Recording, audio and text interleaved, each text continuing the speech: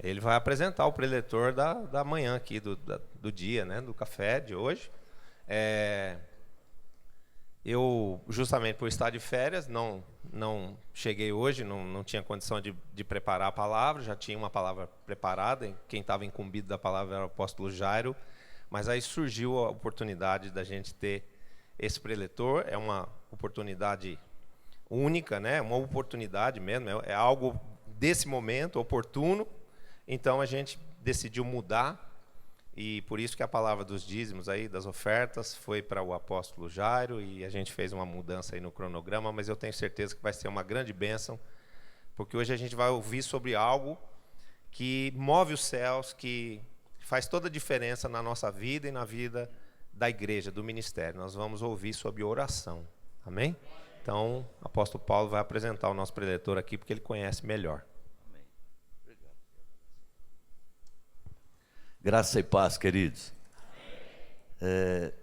A maioria de vocês sabem, desde daquele chamado que Deus nos trouxe sobre o mover de oração.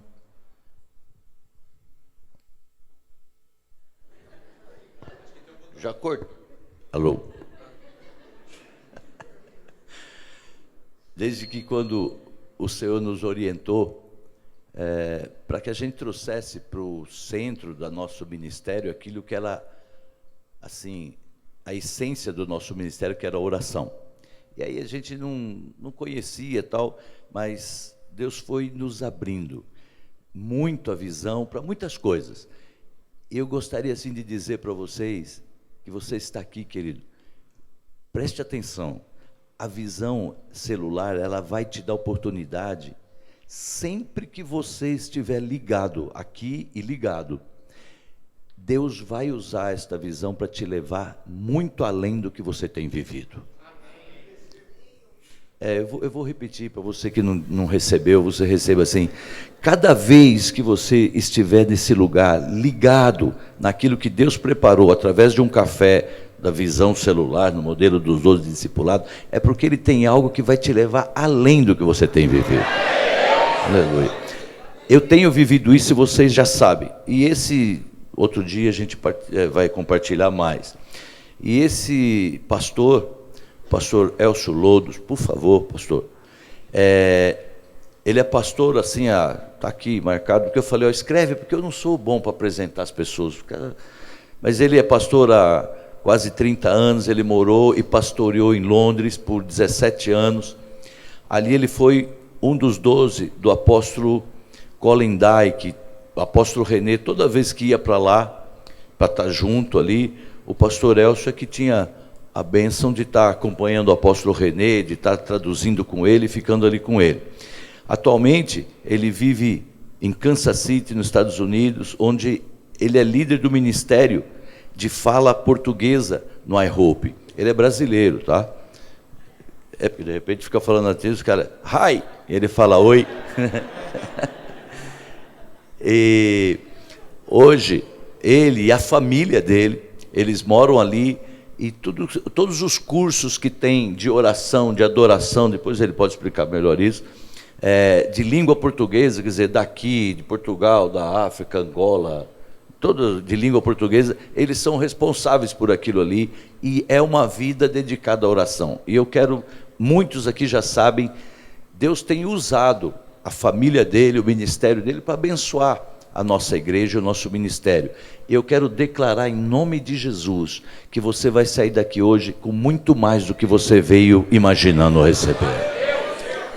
Então, querido, eu queria dizer assim, escancar o seu coração, sabe, esquece todas as coisas agora, deixa Deus ministrar aquilo que Ele tem preparado para você, porque é muito mais do que você imagina, você não vai se arrepender. Amém? Pastor Elcio. O Diego está aí.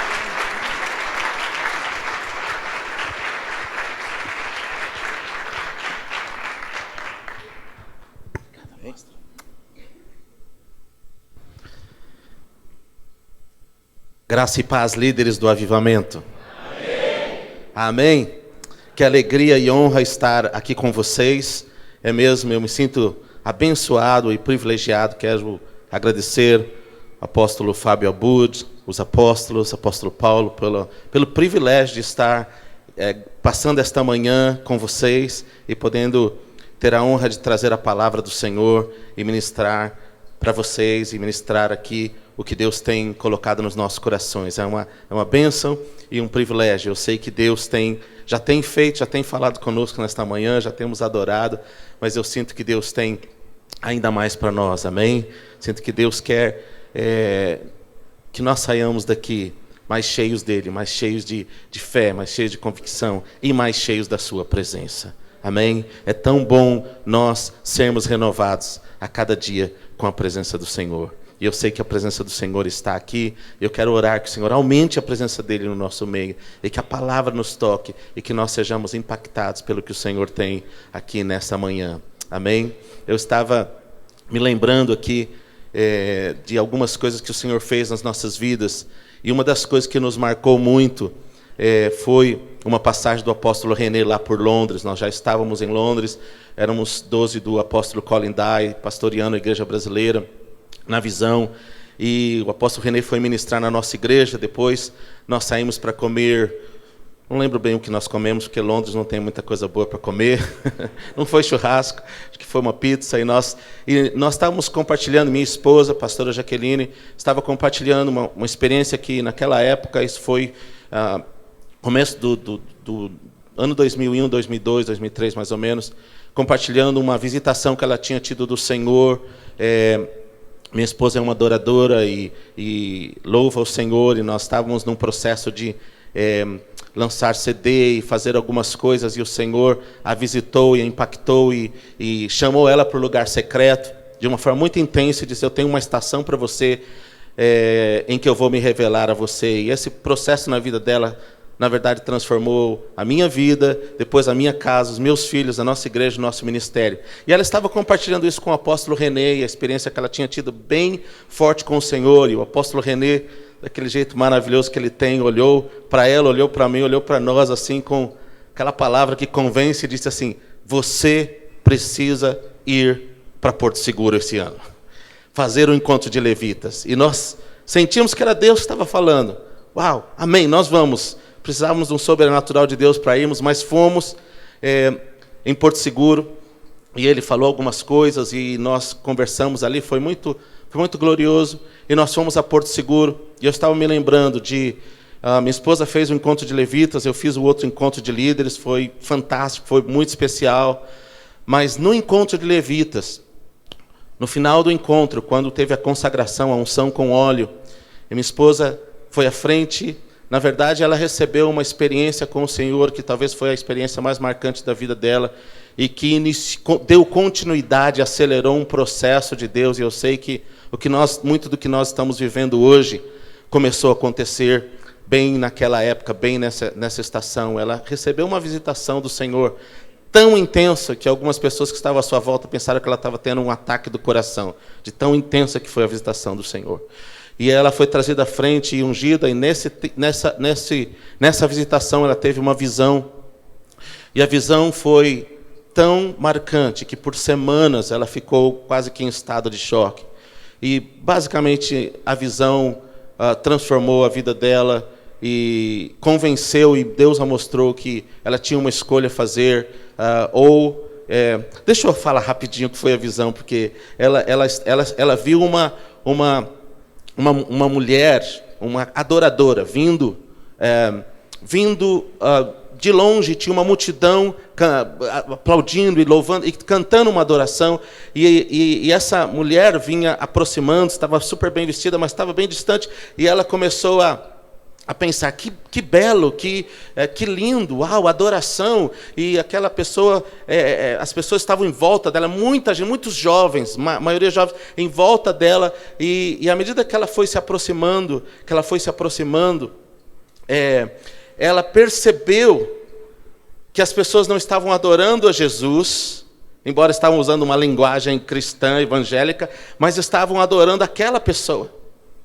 E ela percebeu que tinha uma certa aparência daquilo que ela entendia, e na visão ela entendeu que era pouco de um espírito de Jezabel, alguma coisa assim, e as pessoas estavam quase como que idolatrando aquela pessoa, e ela começou a achar, não, isso é muito ruim, eu achei que era bom, mas é muito ruim. E à medida que a pessoa foi se aproximando dela, ela foi se sentindo muito mal. E quando a pessoa chegou, quando essa mulher que estava sendo praticamente adorada chegou bem perto dela, e ela olhou no rosto dessa mulher, era o rosto dela. E ela ficou em choque na visão. Aí que ela ficou mais em choque. E o Senhor falou para ela assim: você não é isso, mas se você colocar o seu dom, a sua voz, suas habilitações, suas habilidades, sua carreira musical de cantora na frente de me buscar, você pode se tornar isso. E eu tenho uma escolha para você hoje. A visão é muito mais longa. E a escolha é: se você deixar isso e você vier para o lugar secreto e me encontrar, eu vou revelar a minha glória para você. E a sua vida vai ser transformada, e a sua casa vai ser transformada. A visão é bem longa, mas eu estava me lembrando aqui, porque acho que é o ambiente de estar com pessoas, né, como da visão, e falando do apóstolo René, e o Espírito estava me lembrando, e isso marcou as nossas vidas. Nós voltamos para Londres depois dessa experiência. Eu também fui muito marcado naqueles dias de Porto Seguro, e nós começamos uma jornada trabalhando com a igreja, trabalhando com as células, trabalhando com os nossos 12, trabalhando debaixo da autoridade do apóstolo Colin Dye. A minha esposa era 12 da apóstola Amanda, e eu do apóstolo Colin Dye. E Deus fez grandes coisas em Londres. Nós achávamos que íamos ficar todo o tempo lá no processo. 7, 8 anos atrás, o Senhor nos levou nesse processo, começamos a compartilhar, e Deus falou: eu quero estabelecer nas cidades da terra adoração e oração. Eu quero estabelecer no meio dos meus discípulos uma vida de consagração. E nós começamos a fazer isso com a igreja, no contexto da célula, no contexto da igreja, e isso gerou um movimento na cidade de Londres. Pessoas de outras igrejas começaram a vir para orar juntos e para receber, e nós começamos uma sala de oração, nós chamávamos Casa Internacional de Oração de Londres, com o foco de orar por os novos convertidos, orar pela igreja, orar pela cidade, orar pela nação, orar por avivamento na Inglaterra, por avivamento na Europa. E Deus fez muitas coisas. Depois de 7 anos lá, o Senhor nos levou sobrenaturalmente, quase 10 palavras proféticas. Nós não queríamos sair de Londres, porque nós amávamos Londres. Eu ainda amo Londres, na verdade. Não porque a cidade é muito boa, mas é porque quando Deus te planta em um lugar, e quando você começa a conectar com o coração de Deus, você recebe o coração de Deus pela cidade, não é? Você passa a amar a cidade, passa a amar o povo. Às vezes as pessoas falam: Londres é duro, não é? Eu fico pensando: não é duro, é uma cidade maravilhosa. Por quê? Porque eu sei que Deus vai trazer avivamento para aquela terra. Amém? E é isso que nós devemos viver. Mas o Senhor falou que que estava nos tirando de lá para que nós pudéssemos ser instrumentos no mundo de fala portuguesa, no Brasil e em outros lugares, com essa visão, contando um pouco da nossa história, compartilhando. E nós obedecemos ao Senhor, e o Senhor no processo nos levou lá para Kansas City, que é um ministério que chama Casa Internacional de Oração de Kansas City, que começou 32 anos atrás. O Senhor falou profeticamente com o pastor Mike Bickle. Ele tinha uma igreja grande também, com células, pequenos grupos, e o Senhor falou que ia fazer algo na terra, que ia ser um dos sinais locais do que Ele ia fazer em toda a terra, e que isso iria desencadear um avivamento na terra muito grande, de salvação de almas, em conexão com o final dos tempos e com a volta do Senhor. Eu vou falar um pouco mais sobre isso na mensagem. E ele, 15 anos atrás, o Senhor falou: agora é hora. E ele começou com um grupo de mais ou menos 15, 20 pessoas a orar e adorar o Senhor continuamente. Em setembro de 99, eles começaram uma reunião de oração e de adoração contínua, sem parar. E essa reunião não parou até hoje. Amém? São 15 anos adorando o Senhor 24 horas por dia naquela cidade. Nesses 15 anos atrás, existiam mais ou menos entre 10 a 20 lugares assim na terra. que tinham ouvido o Senhor para começar a adoração e oração contínua, 15 anos atrás. Recentemente, dessas pessoas que trabalham com estatísticas e olha para o que Deus está fazendo na Terra, disse que nas andanças, nos estudos que eles fizeram, hoje existem mais de 10 mil lugares na Terra com adoração e oração contínua.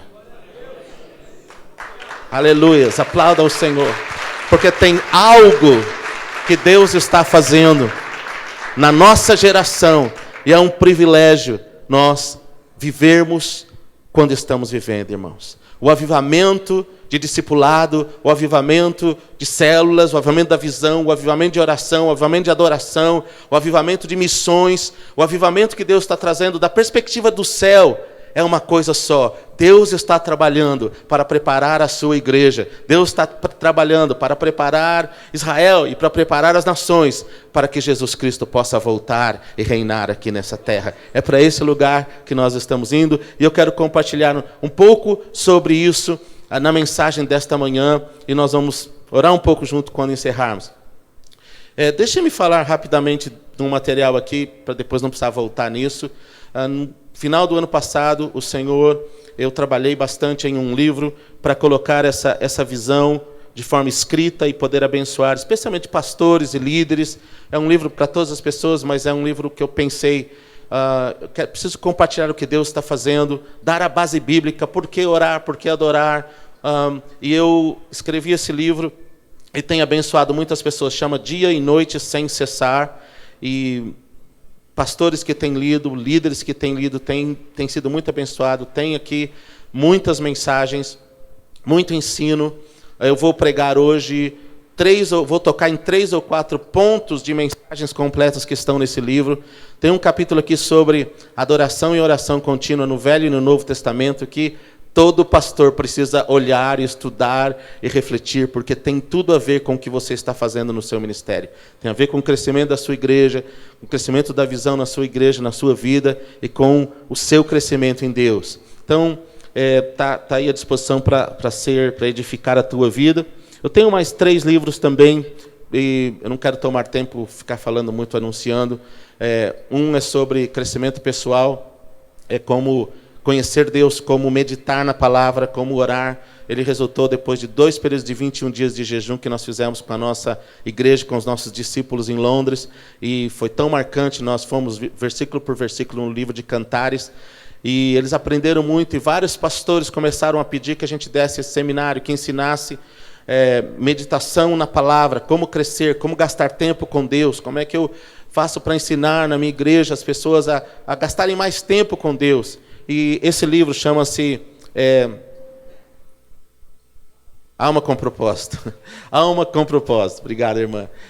Ensina o que é gastar tempo com Deus, como gastar tempo com Deus no lugar secreto ou numa reunião de oração, onde você tem adoração. Ensina, baseado no livro de Cantares, versículo por versículo, como crescer em Deus. Vai ser bênção para você também. Eu tenho um DVD, que são 4 DVDs, que nós gravamos em Curitiba, que ensina como estabelecer uma reunião de adoração e oração junto.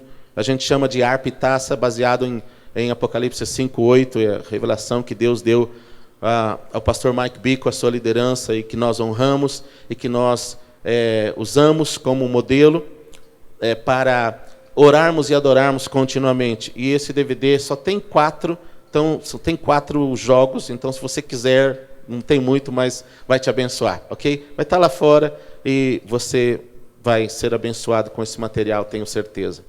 Amém. Eu quero falar, irmãos, com vocês, nesse tempo que foi me dado, sobre convergência.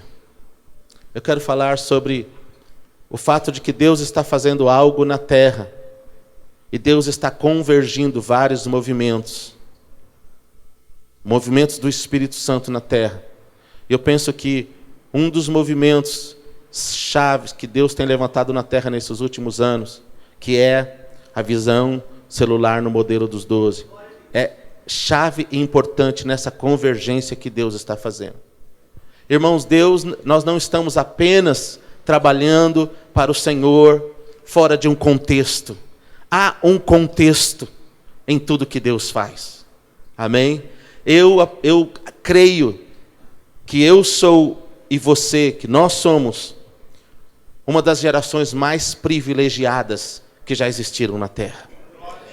Eu louvo a Deus que se eu pudesse escolher qualquer geração que eu nascesse, talvez fora da primeira geração que viu Jesus aqui na Terra, né, que andou com Jesus, que foi discipulado por Jesus, talvez fora daquela, eu penso que eu escolheria exatamente a geração onde eu estou. Porque eu acredito, irmãos, que nós estamos em dias que serão dias de grandes dificuldades, mas serão dias de grandes avivamentos, de grande poder, da manifestação da glória de Deus. E eu acredito que nossa geração, se talvez a nossa geração, se não for a nossa, será a geração dos nossos filhos, o que para mim é a mesma coisa. Eu acredito que essa geração verá a vinda do Senhor. Amém. Há sinais que indicam que Deus está trabalhando, e parte do que Deus está fazendo é levantar discípulos, é levantar pessoas que conheçam a palavra, pessoas que andam em submissão, igrejas maduras. Mas há algo muito maior e mais interessante do que Deus está fazendo na terra com o movimento, com a visão, com o movimento de discipulado, com o movimento de células. E eu quero falar um pouquinho para você disso, colocando algumas coisas em perspectiva, e depois nós fecharmos e orarmos juntos. Amém? Vamos orar. Senhor, obrigado por esse tempo que temos tido já nesta manhã.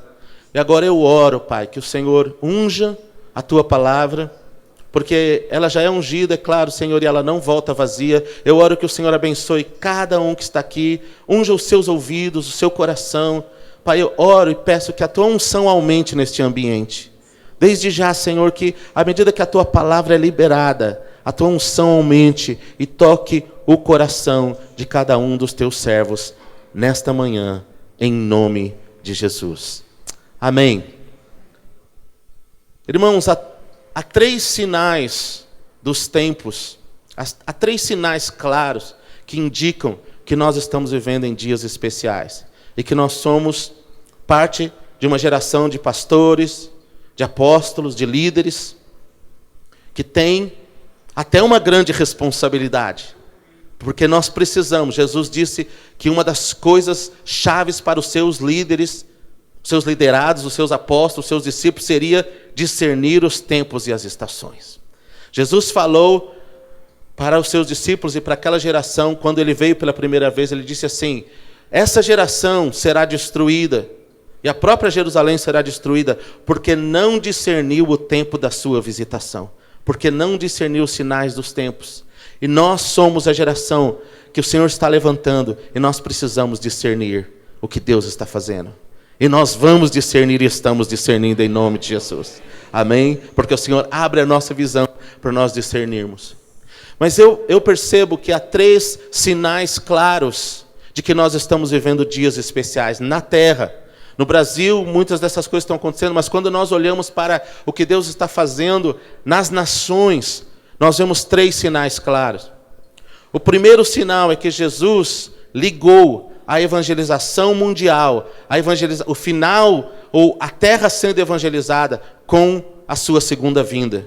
Jesus fez essa conexão. Em Mateus 24, versículo 14, ele disse: e este evangelho do reino será pregado a todas as nações, significando todos os povos, todas as etnias, todos os grupos, então virá o fim. Jesus colocou isso no contexto, depois do princípio das dores, as dificuldades vão acontecer, espíritos contrários a Deus vão se levantar, pessoas falando que são o Cristo vão se levantar, e Jesus fala assim: olha, esse ainda não é o final. Jesus, em Mateus 24, do versículo 1 ao 10, ele está falando sobre o final dos tempos. Ele diz: isso é o princípio das dores, é o começo do processo. Jesus usou o exemplo de uma mulher que estava grávida e disse assim: tem etapas, as dores começam devagar, depois elas vão se intensificando. Irmãos, eu acredito, nós não podemos dizer, ninguém pode dizer exatamente quando será a vinda do Senhor. Mas eu acredito que nós podemos discernir os tempos e as estações, e podemos estar preparados e nos preparar, e preparar os nossos discípulos, e preparar os nossos filhos, e preparar essa geração. Eu acredito que nós já estamos na primeira etapa, nós estamos vivendo a fase dos princípios das dores. Eu não sei quanto tempo, se é 10 anos, 20 anos, 50 anos, nós não sabemos quanto tempo isso. Tem alguns sinais na Bíblia que não será um tempo muito longo, mas nós não sabemos exatamente. E o meu ponto não é isso, até porque não tenho tempo para explicar mais sobre isso, mas eu acredito que nós estamos nesse momento, as coisas que estão acontecendo lá fora, as coisas que estão acontecendo nas nações, a perseguição à igreja que está se intensificando na terra. Você sabia que cada ano que passa aumenta a perseguição de cristãos na terra? Fazem 20 ou 30 anos que aumenta. Existem mais de 50 países hoje na terra onde o fato de ser cristão já causa perseguição. Irmãos nossos estão sendo mortos, estão presos. Nunca foram mortos tanto cristãos na história como nos últimos 10 anos. As dores estão aumentando, mas não é só nos países que se opõem. Nos países livres também, América, Europa, há oposição acontecendo. Eu acredito que nós estamos no princípio das dores, mas Jesus falou, depois disso, ou no processo disso, foi aí que ele falou o verso 14, este evangelho do reino será pregado a todas as nações, então virá o fim. Sabe, irmãos, pela primeira vez na história, nós contemplamos a possibilidade de sermos uma geração, ou a geração, onde essa palavra de Jesus em Mateus 24:14 se cumprirá. No ano 2000, um servo de Deus que trabalha com missiologia, chamado David Hamilton, fez um mapeamento da terra. Dividiu a terra em 4.000 zonas, e eles reuniram todas as maiores missões, denominações e igrejas da terra. Alguns pastores brasileiros participaram disso e fazem parte desse grande grupo, para fazer a estratégia de como terminar a tarefa. Tem muitas coisas acontecendo, mas uma das coisas que esses líderes declararam, depois de ver tudo que Deus está fazendo, as iniciativas missionárias, as igrejas que têm sendo abertas espontaneamente, como Deus tem usado até o espalhar das nações para que o evangelho chegue a muitos lugares.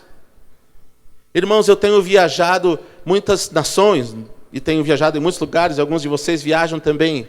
É impressionante o que Deus está fazendo com a igreja brasileira nos últimos 20, 30 anos. Quase que não há um lugar. Deixa eu contar esse testemunho bem rapidinho. Fui a Jerusalém, nós tiramos uma oferta e nós queríamos levar para Israel. E o Senhor falou, eu quero que vocês semeiem uma igreja em Jerusalém. E eu senti no meu coração que eu tinha que semear numa igreja dentro dos muros de Jerusalém. Que nós tínhamos que plantar essa semente lá. Foi uma coisa muito profética que Deus fez lá em Londres. A história é longa. E nós estávamos lá. Até encontramos o apóstolo René lá em Jerusalém também. Fomos abençoados. Foi muito bom.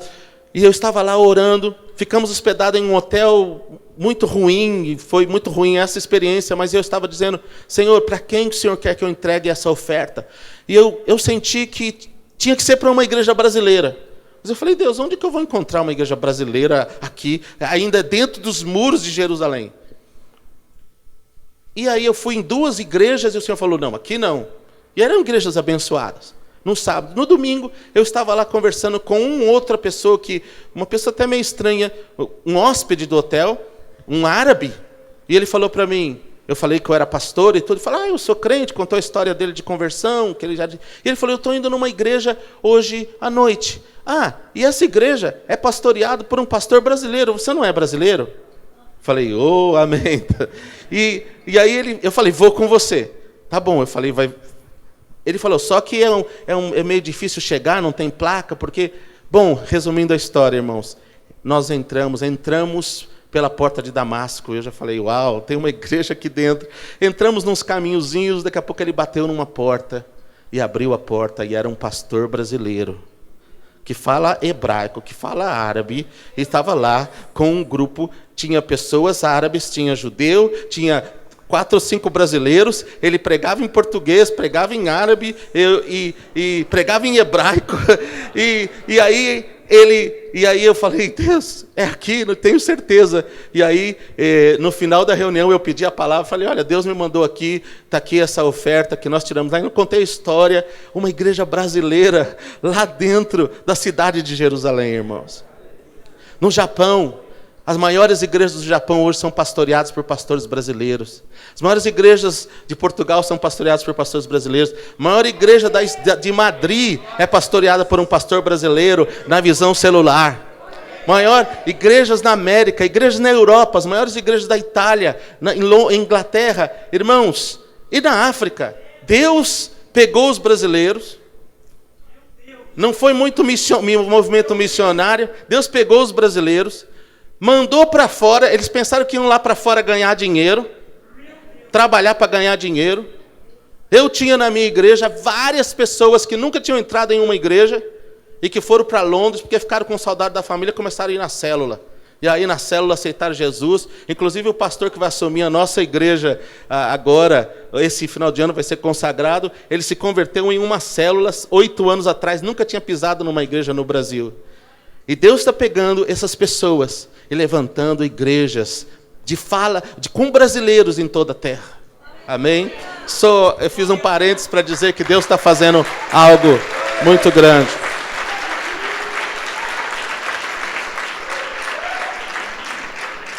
Mas deixem-me dizer, irmãos, que o Senhor está trabalhando. E essas organizações missionárias dizem o seguinte, eles têm um projeto, e eu estremeci quando eu ouvi isso. Eles disseram assim, pela primeira vez na história, é possível nós mensurarmos e é possível nós dizermos que vamos terminar a tarefa de alcançar todos os povos com o Evangelho. E há uma visão e um projeto dessas missões que pela primeira vez na história estão trabalhando juntas, de até o ano 2025 ter alcançado todos os povos não alcançados na terra. Amém?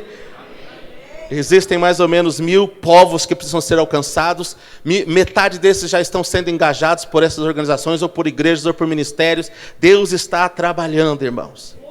Você sabe que 10 anos atrás levava mais ou menos 10 anos para traduzir a Bíblia, ou uma porção da Bíblia para uma língua que nunca tinha sido alcançada. Era muito difícil. Por quê? Você tinha que ir lá, fazer o alfabeto, ensinar eles a falar a própria língua deles, porque quem fala numa tribo, a pessoa não sabe ler e escrever nem a língua dela. Então você tem que criar um alfabeto, ensinar eles o alfabeto, ensinar eles a ler e escrever, traduzir a Bíblia para aquela língua e alfabeto que você criou, para depois introduzir a Bíblia para eles. Imagina o trabalho que dá. Tem missionários que passaram 50 anos para traduzir um dos evangelhos ou uma parte da Bíblia para uma dessas línguas. Levava 10 anos. Você sabe quanto tempo leva hoje para fazer essa mesma coisa por causa da tecnologia?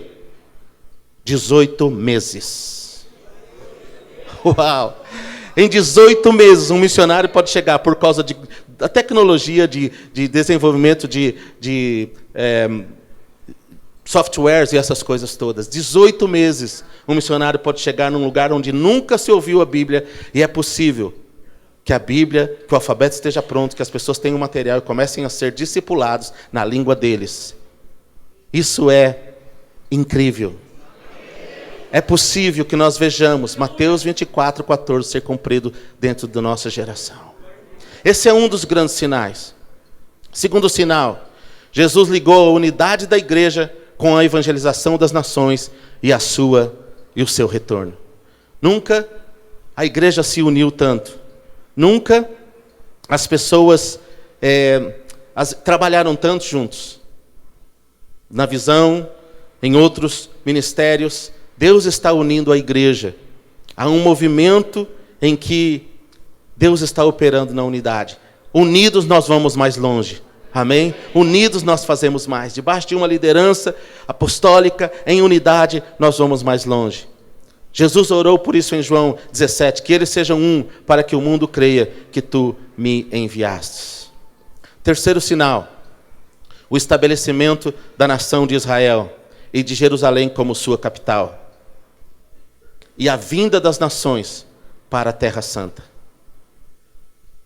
Deus, e em Mateus 24, Deus faz esse vínculo, Jesus faz esse vínculo, e nós sabemos que nós somos a primeira geração, depois de quase 2000 anos. Irmãos, depois que Jerusalém foi destruída no ano 70, os judeus foram expulsos da Palestina, foram expulsos da sua nação, e nunca mais voltaram em quase 2000 anos. Como nação.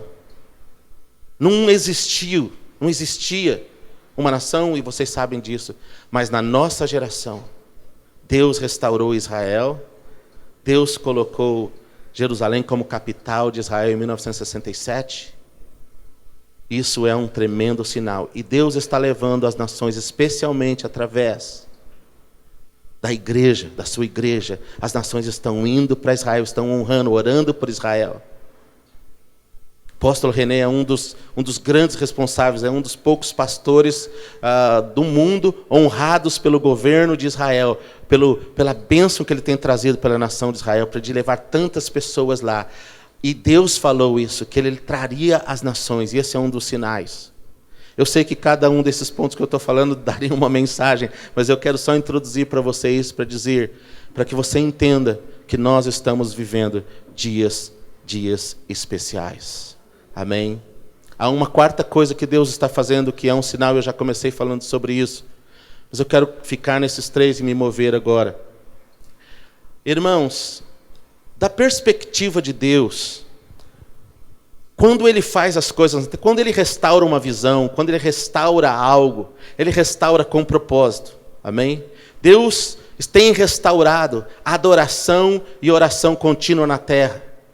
Deus falou isso em Amós, através do profeta Amós, que foi repetido em Atos. Deus falou assim: haverá um dia em que eu vou restaurar na terra adoração, no mesmo espírito, com a mesma visão, com o mesmo entendimento que teve Davi, quando ele estabeleceu a arca, quando ele estabeleceu o tabernáculo em Jerusalém, e ele colocou 4.000 músicos, 288 cantores, e por 33 anos, a adoração contínua subiu aos céus. Primeiro ato de governo de Davi, quando ele tomou Jerusalém, o primeiro ato de governo foi estabelecer e buscar a arca, e estabelecer a presença de Deus. E ele estabeleceu a presença de Deus, e o governo de Davi fluía deste lugar de adoração, fluía da oração, fluía da intercessão. Davi ouvia Deus e executava, e Deus prosperou o seu governo. E Deus falou que Ele ia restaurar o espírito do tabernáculo de Davi na sua igreja nos últimos dias, e Ele está fazendo isso, amém? Por toda a terra. Ele está restaurando um desejo de encontrar Deus de uma forma nova. Ele está restaurando a oração. Em Isaías 56, verso 7, o Senhor falou: porque minha casa será chamada casa de oração para todas as nações. Jesus repetiu esse verso por 2 vezes no Novo Testamento. 2 vezes que ele entrou no templo, ele disse: vocês não ouviram o que o meu pai falou? A minha casa será chamada casa de oração para todas as nações. A primeira vez ele falou, ele expulsou, e ele falou: vocês mudaram isso e transformaram em covis de ladrões. E ele falou: vocês vão destruir esse templo e eu vou reconstruir em 3 dias, referindo-se a ele mesmo. Há uma ênfase na Bíblia de que Deus, quando olha para a sua igreja, Ele vê a sua igreja como um lugar de encontro com Ele. Ele vê a sua igreja como um lugar em que as pessoas vêm e vão encontrar Deus. Por isso Ele chama a sua igreja, um dos nomes favoritos de Deus para a sua igreja, para o seu povo, é casa de oração para as nações. E Deus está restaurando isso na terra. Como eu já falei, há mais de 10 mil lugares, mas há mais de 30 mil lugares, ou igrejas e ministérios, que têm salas de oração que não são 24/7 ou contínuas, mas que estão nas suas regiões, nas suas cidades, entendendo, ouvindo Deus, contando histórias de que Deus os visitou à noite, de que Deus falou, e Deus está levantando um movimento de adoração e oração contínua na terra sem precedentes na história. Mas há outra coisa que Deus está fazendo na terra, muito chave. Em 1967, Paul Yong-Cho dividiu a cidade de Seul em 12 zonas e começou um movimento, começou as primeiras células da era moderna. Porque a igreja primitiva andava em células e em pequenos grupos.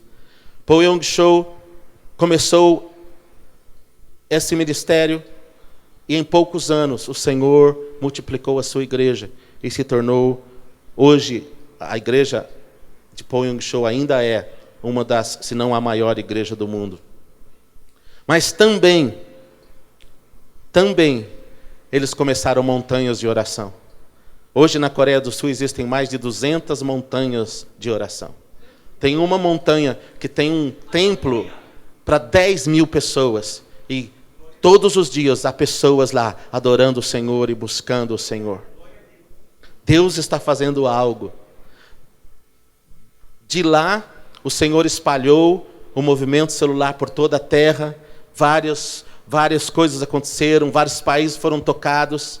No Brasil, o Senhor usou alguns líderes e tem usado especialmente o apóstolo René para fortalecer a visão celular no modelo dos 12 e para impactar milhares e milhares e milhares de vidas. Você sabia que mais de 2 milhões de pessoas na Terra já passaram pelo encontro com Deus? Quando eu vi isso, eu também dei um aleluia. 2 milhões de pessoas já passaram pelo encontro com Deus nas nações. E eu creio, irmãos, que nós estamos vivendo dias e daqui a poucos anos nós vamos poder falar 10 milhões de pessoas já passaram pelo encontro. Amém? Porque Deus vai trazer a maior colheita de todos os tempos. E Deus está levantando e tem levantado o Brasil, tem levantado a visão no Brasil como referência. Eu fecho isso dizendo o seguinte: muitos líderes têm visto isso, muitos líderes têm ouvido isso de Deus. Quando Deus olha para a terra, quando Deus olha para a sua igreja, Deus não vê o movimento de oração e adoração, o movimento celular, o movimento da visão e o movimento missionário como 3 movimentos separados fazendo as suas próprias coisas. Quando Deus olha, Deus vê um movimento só. Deus está trazendo uma convergência, porque Deus está preparando a sua igreja. Irmãos, nós precisamos discipular essa geração em pequenos grupos, mas nós precisamos também levá-los a uma vida de adoração e oração. Nós precisamos também ter uma vida de encontro com Deus diária. Essas coisas caminham juntos. E aliás, é no lugar da oração, é no lugar do encontro com Deus que nós vamos nos tornar muito mais frutíferos. E Deus está nos fazendo entender, e Deus está juntando a visão, e Deus está fazendo com que igrejas se levantem, discipulando, pequenos grupos, células, mas também orando nos pequenos grupos, tendo uma vida e gerando isso. Mas eu entendo que o Senhor está fazendo isso para que nós cresçamos, que o Senhor está fazendo isso porque Ele quer nos abençoar e multiplicar as nossas igrejas, os nossos ministérios. Ele quer que nós entendamos que há algo a fazer. O Senhor olha para as nações e os povos não alcançados, e Ele tem uma estratégia para alcançar essas nações.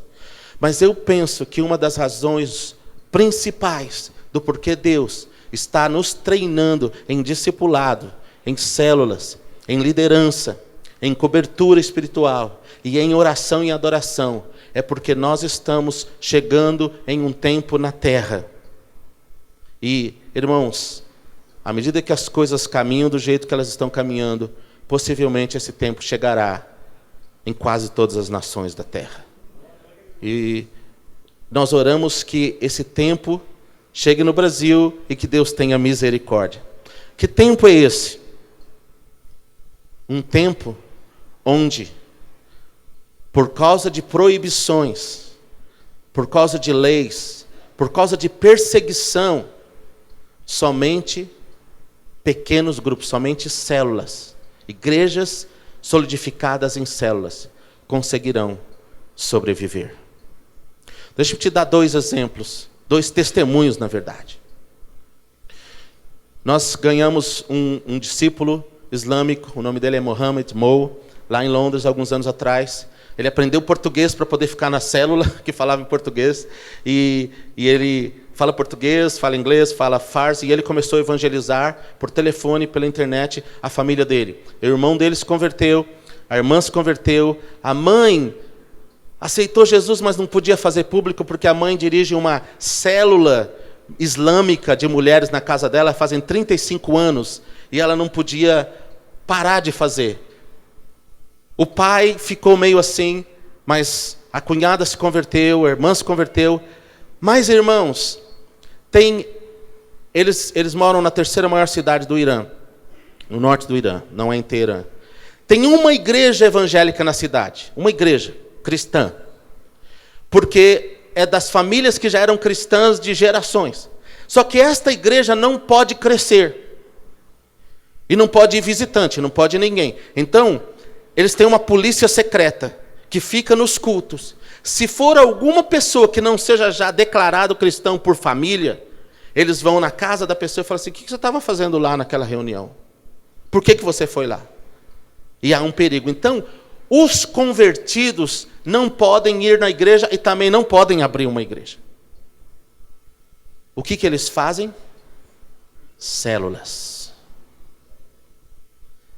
Eu estive lá, alguns anos atrás, para consolidar esses novos convertidos. Aí mais outras pessoas vieram, tinha mais ou menos umas 10 pessoas no grupo.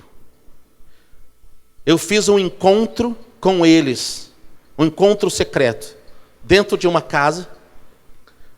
Expliquei para eles como seria o encontro. Fiz todo o encontro, Peniel, todo o encontro, todas as lições do encontro, em 2 dias e meio, na casa do pai. Ele permitiu, e ele ficou lá assistindo o encontro todos os dias. Eu falava inglês, uma pessoa me traduzia. No final do encontro, todos eles foram batizados no Espírito Santo, que o encontro é uma bênção e é tremendo, amém? Foram batizados no Espírito Santo.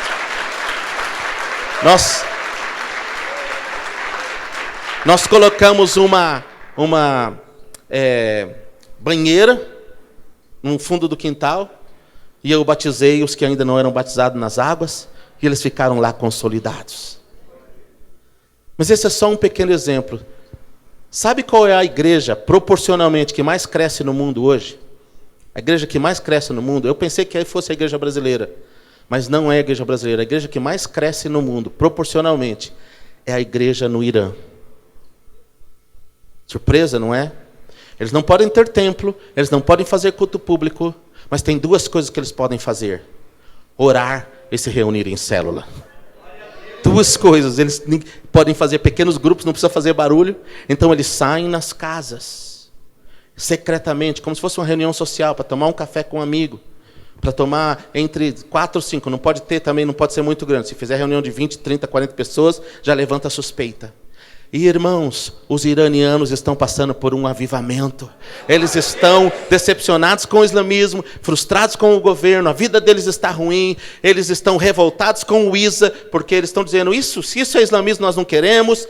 E eles estão vindo para Jesus. Eles estão tendo sonhos com Jesus. Eu estava falando com uma mulher, uma das tias dele, islâmica, e ela falou para mim, e Deus me deu João 10. Eu falei: João 10? De manhã, quando eu estava orando, eu falei: acho que é para mim. Eu fiquei com João 10. Aí no dia, essa mulher, desde o dia que eu cheguei, ela era uma senhora, e ela grudou em mim, no sentido assim, de me dar assistência, me levou para restaurante, apresentou para a família, sabendo que eu era pastor. Eu não fui, a família sabia. E ela foi me levar para um passeio lá para a cidade de Ciro, e no caminho estava ela, estava a irmã dela, que é a mãe do Mo, nosso discípulo, e ela falou para mim: eu tive um sonho com Jesus. Ela falou: eu sei que era Jesus, porque ele era um homem de branco, e ele começou a andar, e ele carregava uma ovelha nas costas. E ele foi andando, e ele olhou para mim, e ele sorriu para mim. E quando ele sorriu, algo falou para mim: é Jesus. E eu falei: oh, Espírito Santo, o Senhor é bom. Eu falei: foi Jesus mesmo. Inclusive, Deus me deu uma palavra hoje cedo para você. João capítulo 10. Ele é o pastor das ovelhas. Irmãos, foi lindo. Essa mulher, ela não se converteu imediatamente, mas ela se abriu para o Evangelho, me chamou na casa dela, eu tinha levado Novos Testamentos em Farsi, que é a língua deles, eu fiz uma dedicatória para ela, ressaltei João 10 e dei para ela, dei para as filhas, e plantei a semente, e eles ficaram super abertos para o Evangelho. Deus está fazendo coisas tremendas na terra. Amém? Deixa eu dar um outro testemunho e a gente vai finalizar.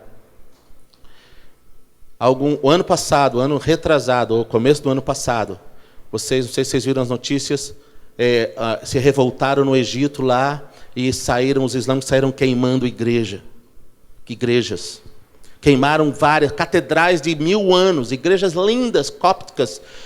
Uma das igrejas tinha, no fundo dela, é uma igreja muito avivada, uma igreja que tem mais de 5 mil membros, que Deus está usando para fazer. Tem ainda uma sala de oração que funcionava 24 horas de oração e adoração. E eles queimaram parte dessa igreja, e a igreja se reuniu, a liderança da igreja se reuniu e começaram a orar, e Deus falou com a liderança: libera perdão para eles e faça isso público. Libera perdão. E por um tempo eles não tinham lugar para reunir, e sabe como que a igreja continuou se reunir? Nas casas, nas células. E a igreja cresceu mais do que antes, quando tinha os templos. E esse pastor que eu ouvi falar há 3 meses atrás nos Estados Unidos, ele falou assim: irmãos, a melhor coisa que aconteceu para a igreja do Egito foram ter queimado nossos templos. Falei, como assim, pastor? Porque avivou o povo está orando mais, o povo está se reunindo mais, está buscando mais. E sabe, eles escreveram na parede da igreja queimada, isso saiu fotografia, saiu na internet, saiu nas principais notícias do Egito. Eles escreveram assim, a igreja escreveu: nós perdoamos vocês. E ele disse que isso impactou a sociedade do Egito, porque o islâmico não perdoa ninguém, não tem perdão na teologia deles. Nós perdoamos. Como vocês perdoam? E as pessoas estão se convertendo ao Senhor. As pessoas estão vindo. Irmãos, o Egito está sendo abalado pelo poder de Deus. O que eu quero dizer com tudo isso? O meu ponto é: Deus está levantando o movimento celular na terra, o movimento de discipulado, para muito mais do que nós pensamos. É bênção que a tua igreja está crescendo, mas é muito mais do que isso. E se não estiver crescendo ainda, fique firme na visão, porque Deus tem um propósito muito maior do que isso. Fique firme onde Deus te colocou, porque Deus está levantando por toda a terra. Eu poderia contar testemunhos da Índia, eu poderia contar testemunhos de algumas outras nações, mas o tempo já está terminando e eu quero deixar você com isso. Deus está levantando na terra células, alguns chamam de pequenos grupos, células e oração. Porque essas são as duas coisas que ninguém nunca vai poder tirar de nós. Sabe quando prenderam o apóstolo Paulo na prisão, e ele estava preso lá em Roma? Tinha 2 coisas que Paulo fazia: orava e adorava, porque ninguém pode impedir você de adorar ou orar, mesmo que você ore em silêncio. Pode te pôr na prisão, pode te pôr em qualquer lugar, mas você vai. Segunda, ele fazia uma célula. Sabe por quê? Eles prendiam um soldado romano, de 12 em 12 horas, eles prendiam um soldado a ele, por um tempo na prisão. Esse soldado ficava 12 horas sendo discipulado por Paulo. Imagina. Ele não podia ir para lugar nenhum, estava acorrentado com Paulo. Tinha que ouvir. E aí Paulo escreve em uma ou algumas das suas cartas: os da casa de César saúdam você. Como é que tinha discípulo na casa de César? Como é que tinha discípulo lá? César estava matando os cristãos naquela época. Matou inclusive Paulo e Pedro naquela época. Como é que tinha discípulos? Dizem a história que a própria esposa e filha do imperador se converteram a Jesus. Irmãos, a guarda pretoriana começou a ser alcançada por Paulo quando ele estava na prisão.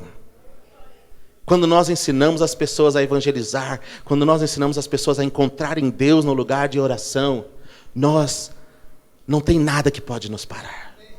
Ainda que tirem tudo, ainda que tirem templo, ainda que venha perseguição, que te põe na prisão, aí que você vai ser mais frutífero ainda. Amém? E Deus está nos preparando para esta hora. Deus está preparando você, Deus está preparando a igreja desta hora. Irmãos, e eu finalizo, só mais 2 minutos, dizendo o seguinte: nós precisamos descobrir o poder da intercessão. Como igreja, como pastores, como servos de Deus, como maridos, como esposas, como pais, nós precisamos descobrir o poder que nós temos na oração, irmãos. Quando nós conectamos o nosso Deus em adoração, em intimidade, e do lugar da intimidade nós oramos, o Senhor move os céus ao nosso favor. Jesus, em Hebreus, é chamado de aquele que vive para interceder pelos céus. Agora no céu, Jesus está intercedendo pela sua igreja, intercedendo por você, intercedendo por nós. Nunca pense, ou se você pensava, mude o seu pensamento, mude o seu paradigma. Nunca pense que você tem que colocar oração e intercessão de um lado e trabalho do outro lado. Orar ou trabalhar, orar ou evangelizar, orar ou discipular. Não faça essa dicotomia, porque ela não existe na Bíblia e ela vai nos atrapalhar. Oração é trabalho. Quando oramos, estamos trabalhando com Deus e para Deus. Amém? Quando a igreja primitiva, em Atos, cresceu muito, eles tinham 5.000 discípulos e precisava de trabalho, precisava de organização, precisava de estruturação, precisava atender as viúvas. Vieram falar com os apóstolos, o grupo de apóstolos lá, 12 apóstolos. Os 12 se reuniram. A igreja precisa de assistência, tem muitas coisas técnicas para serem feitas, para organizar uma igreja de 5.000 pessoas, tem muita coisa acontecendo, tem que coordenar assistência social. O que nós vamos fazer? E eles oraram, e essa foi a decisão dos 12 apóstolos em Atos. Nomeiem 7 líderes capacitados, administradores, coloquem ele sobre este negócio, mas nós continuaremos nos dedicando à oração e à palavra de Deus. E esse foi o segredo do porquê a igreja de Jerusalém alcançou 50% da cidade nos seus primeiros 20 anos de existência. E porque o poder de Deus vinha sobre eles, e porque as coisas aconteciam. Eles decidiram continuar no lugar da oração. Porque eles entenderam uma coisa, irmãos. Quando eles tentaram fazer sem o Espírito Santo, quando eles tentaram fazer na força deles, deu errado. Quando eles disseram: Jesus, nós estamos bem discipulados, Jesus, conte com a gente. Um deles falou assim: eu dou a vida pelo Senhor. Pedro, lembra? E todos os outros falaram: Senhor, o Senhor está enganado nessa área. Imagina falar para Jesus que ele está enganado. Deus, o Senhor está errado. Às vezes a gente até tenta, falar: Deus, não é por aí. Deus, não é assim que o ministério funciona, Deus. O Senhor está enganado quando me mandou gastar tempo com orar. Eu tenho tanta coisa para fazer, importante. Quando Jesus falou assim: vocês não sabem. Ainda essa noite todos vocês vão me abandonar. Não, Jesus, imagina, Jesus acho que não entendeu bem quem nós já somos discípulo consolidado. 3 anos e meio de melhor seminário do mundo. Imagina 3 anos e meio andando com Jesus, vendo milagres, ouvindo as mensagens. Eles foram treinados. Mas quando chegou a dificuldade, todos eles abandonaram Jesus. Todos. E isso marcou a vida deles. Eles entenderam algo. Quando Jesus ressuscitou, Jesus falou assim: olha, eu vou dizer uma coisa para vocês. Não comecem o ministério ainda. Fiquem em Jerusalém até que do alto vocês sejam revestidos de poder. Fiquem. Entre a subida de Jesus para os céus e o dia de Pentecostes tem 10 dias. E eu fiquei outro dia, quando eu estava escrevendo esse livro, o Espírito Santo começou a falar comigo. Você sabe por que tem 10 dias? Por que o Espírito Santo não veio no mesmo dia que Jesus subiu? Por que ele não veio no dia seguinte? Por que 10 dias? Claro que a festa de Pentecostes é muito importante, mas Jesus podia ter ficado até a véspera de Pentecostes.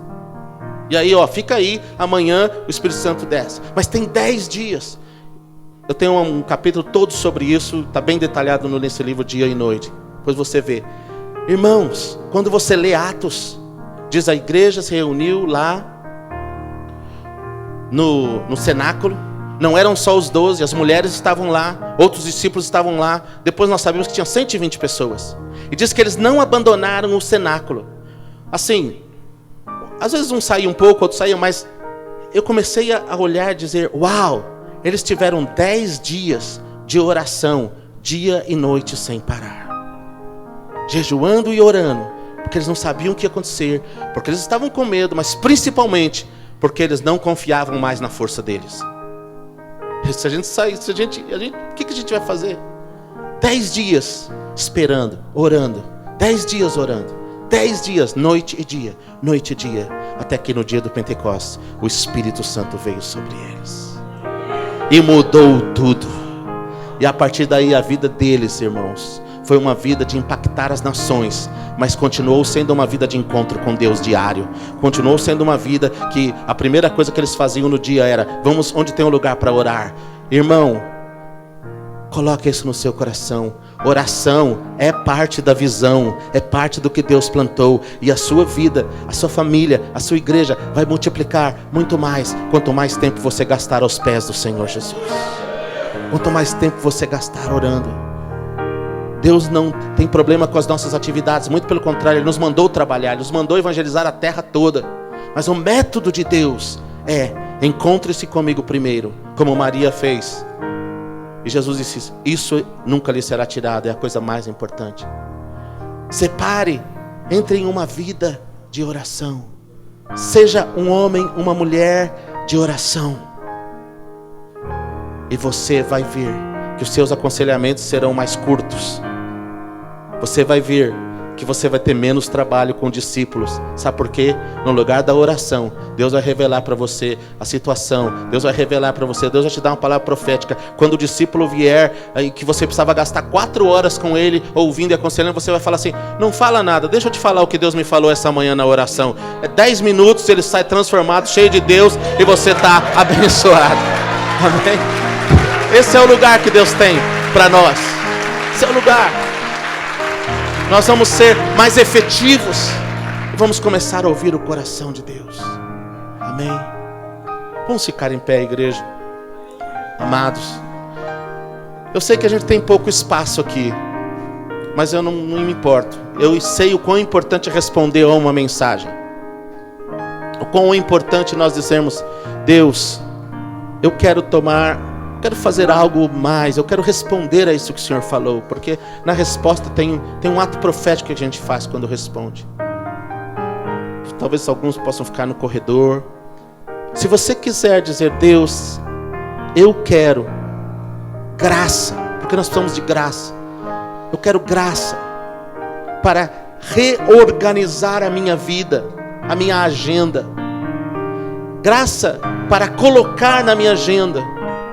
Quando Deus fez isso conosco em Londres, Deus me falou isso. Coloca na tua agenda diária tempo de oração. Hoje lá em Kansas City, a minha agenda, das 8 da manhã ao meio-dia, todos os dias é estar na sala de oração com o Senhor. E eu faço o ministério administrativo, o ministério com pessoas, depois do almoço. Todos os dias. E as coisas fluem mais. Mas se nós não colocarmos na agenda, eu não digo para você fazer isso, talvez coloque 1 hora, 2 horas. Talvez alguns pensem, mas você está falando com o pastor. Nós somos pastores, nós oramos. Irmãos, quando eu olho para a minha própria vida, quando eu não agendava isso com seriedade, eu amava a oração, eu pregava sobre oração, eu dava seminários sobre oração, escrevia apostilas sobre oração, eu mandava os outros orarem, mas eu não orava. E eu justificava para Deus, Senhor, eu tenho que atender, eu tenho muito ocupado, eu tive que ir lá, eu tenho que fazer a visita, eu sou pastor, eu tenho que cuidar dos discípulos, eu tenho que administrar a igreja. Eu quero orar. Quando eu entendi que é isso que Deus me manda fazer, Ele é o Senhor, e eu encontro o Senhor, e eu peguei a minha agenda, e eu coloquei na agenda tempo de oração, a minha vida de oração. Eu passei a orar 10 vezes mais do que eu orava antes. Isso mudou a minha vida. É uma coisa simples. você pode fazer aos poucos. Deixe Deus ser o Senhor e governar sua vida, sua família. Vou dizer uma última coisa antes de orar por vocês. Eu tenho 2 filhos, uma de 23 e um de 22. Os 2 acabaram de terminar a faculdade de teologia lá no IHOP. Os nossos filhos cresceram, não nos vendo apenas como pastor ocupados, crescendo vendo a mamãe e o papai gastando horas de oração em casa. E isso revolucionou a vida deles, porque como adolescente eles também se tornaram meninos de oração, porque filho segue modelo. E eles hoje conseguem gastar 3, 4 horas por dia, conseguem ir numa reunião de oração e ficar, dirigir. Por quê?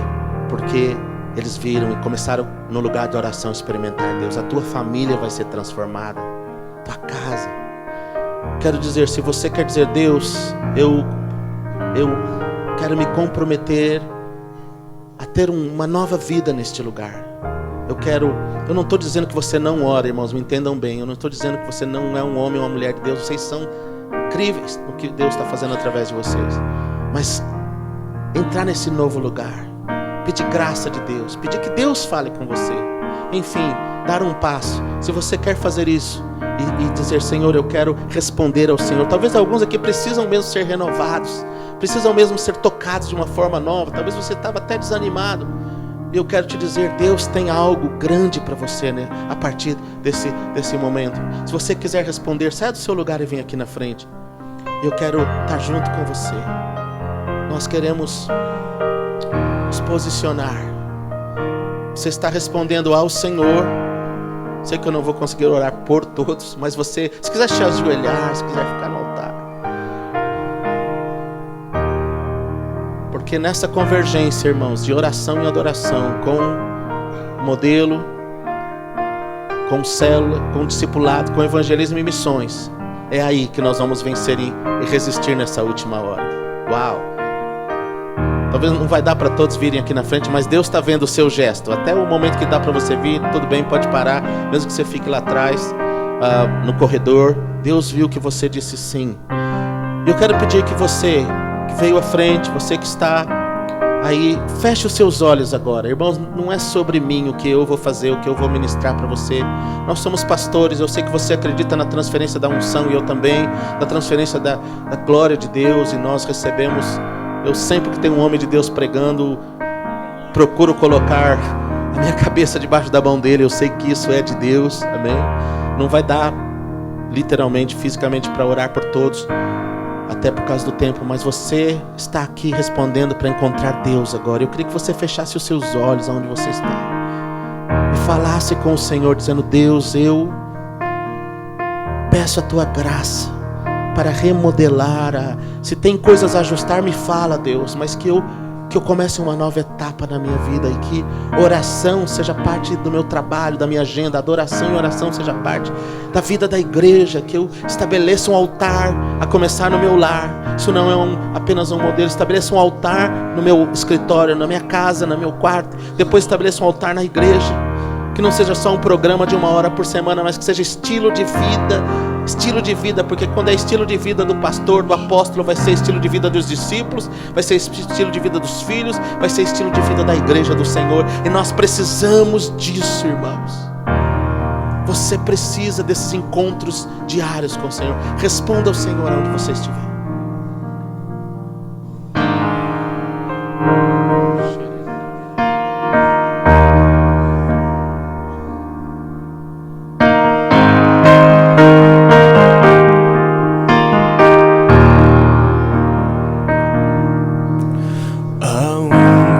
Propósito eterno, há uma razão para a existência, ambições e outros sonhos. Um dia cairão ao chão. Cairão ao chão.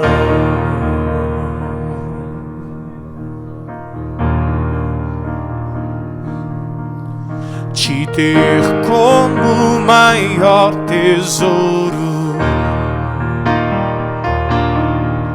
te amar como a nenhum outro. Tua grandeza descoberta e toda a terra saberá, e toda a terra saberá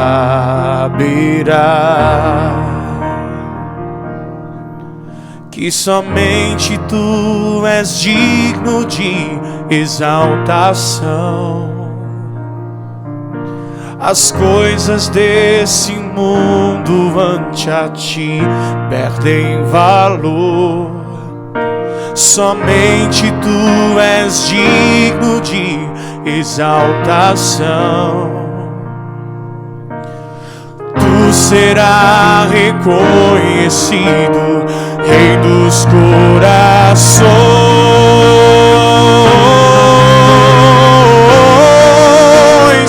Tudo é pra Tua glória. Tudo é pra o Teu nome.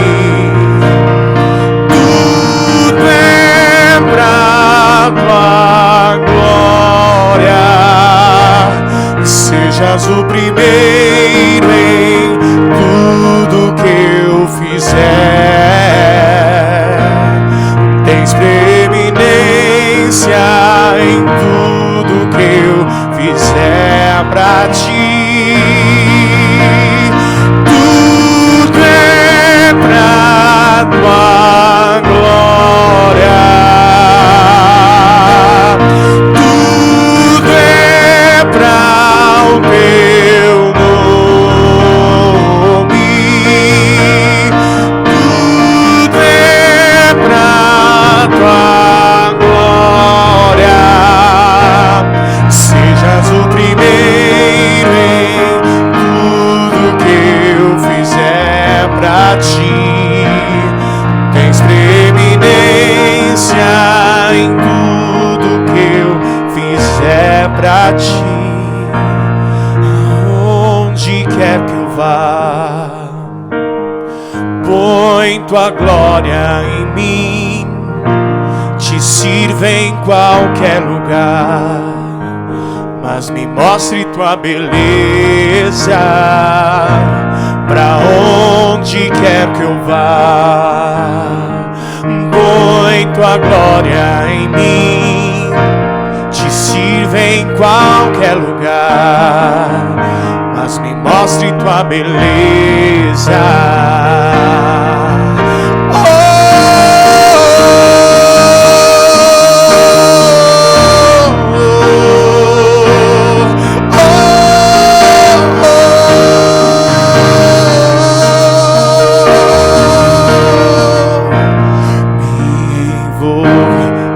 Tua história, minha vida, pra Tua glória. Me envolva na Tua história, minha vida, pra Tua glória.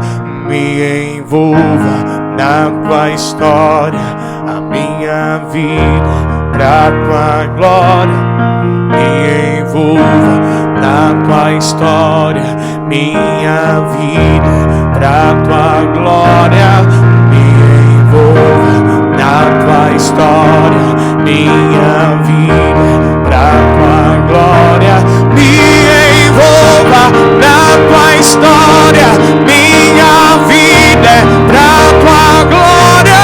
Me envolva na Tua história, minha vida, pra Tua glória. Me envolva na Tua história, minha vida, pra Tua glória. Me envolva na Tua